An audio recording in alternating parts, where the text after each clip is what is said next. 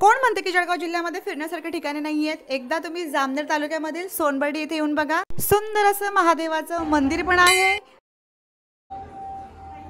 आणि खूप सुंदर म्हणजे इथला हा डान्सिंग वाला कलरफुल फाउंटेन शो. तर फायनली सोनबर्डी येण्याचा प्लॅन माझा आज सक्सेसफुल झाला, जो कधीपासनं चालू होतं जायचं जायचं. फायनली आज आम्ही इथे येऊन पोहोचलो आणि अचानक प्लॅन झाल्यामुळे आम्ही थोडंसं उशिरा निघालो आणि त्याच्यामुळे थोडंसं रात्र म्हणू शकता तुम्ही, म्हणजे 6-7 वाजले असेल संध्याकाळचे. तुम्हाला इथे यायचं असेल तर तुम्ही थोडं लवकर निघा. संध्याकाळी 5-1 वाजता मस्त इथं छान गार्डन वगैरे आहे, त्याच्यामुळे फोटोसुद्धा छान क्लिक होतात आणि पावसाचं वातावरणसुद्धा होतं, त्याच्यामुळे माझा थोडा मूड ऑफ होता.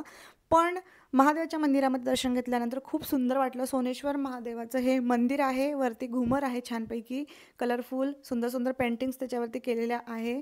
आम्ही महादेवाचं दर्शन घेतलं आणि बाहेर निघालो. तर इथं सुंदर गार्डन आहे, फाउंटेन शो आहे, आपण ते सुद्धा बघणार आहोत.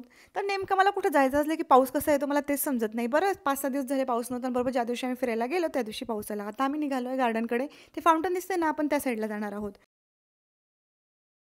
तर इथं गार्डन आहे, तिथं आता आपण जाणार आहोत. मुख्य आकर्षण असलेलं हे गार्डन. इथं लहान मुलांना खेळण्यासाठी घसरगुंडी वगैरे खूप साऱ्या गोष्टी आहे. फोटोज क्लिक होतात छान. पण मी तुम्हाला आवर्जून सांगते, तुम्ही जर संध्याकाळी आला तर तुम्ही संध्याकाळचा सुद्धा देखावा बघू शकतात आणि नंतर फाउंटेन शो बघायचा असेल तर ऑब्व्हियसली रात्रीच यावं लागेल. पण तुम्ही दोन्ही व्ह्यू एन्जॉय करू शकता म्हणून थोडं लवकर यायचं. तर बघू शकता तुम्ही इथं मुलं किती छानपैकी एन्जॉय करताय. तर पावसाचं वातावरण असल्यामुळे आम्हाला जास्त फिरता नाही आलं, पण पटापट पटापट म्हटलं एक फाउंटेन शो तर मी बघूनच जाणार. बारीक बारीक पाऊस चालू होता आणि मग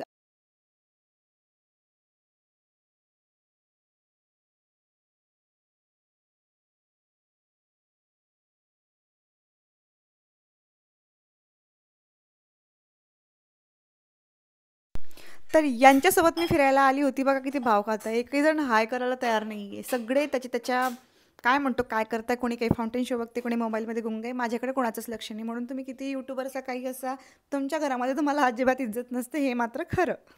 मला आठवतंय जेव्हा मी एकदा आळंदीला असंच एक व्लॉग शूट केला होता, तेव्हासुद्धा याच टायमाला असा पाऊस आलेला होता. तर आजही तसाच पाऊस येतोय आणि हा व्लॉग इथंच संपवतो.